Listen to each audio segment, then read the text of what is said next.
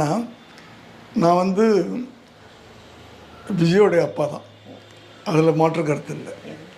ஆனால் தாவேக கட்சின்னு ஒன்று இருக்குல்ல, அதில் நான் சாதாரண தொண்டன் இல்லையா, சாதாரண தொண்டன். வேறு எதுவுமே எனக்கு அந்த கட்சியில், ஏன்னா குடும்ப அரசியல் கூடாது அப்படின்றதுல விஜய் வந்து ரொம்ப ஸ்ட்ராங்காக இருக்கார். ஸோ குடும்பத்துலேருந்து யாரும் இருக்கக்கூடாது.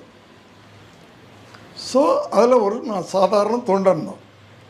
சாதாரண தொண்டனுக்கு இது கரெக்டு, அது இது செய்யின்னு ஒரு தலைவனுக்கு சொல்ல முடியாது. எனக்கு யார் தலைவன்? தளபதி அவர்கள். தளபதி தானே எனக்கு தலைவன். ஸோ அந்த தலைவனுக்கு கட்டுப்பட்டு ஆகணும்ல ஒரு தொண்டன்.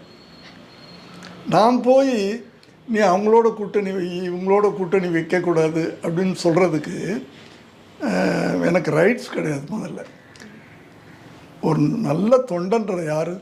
தலைவனுக்கு கட்டுப்படணும், தலைவன் முடிவுக்கு கட்டுப்படணும்.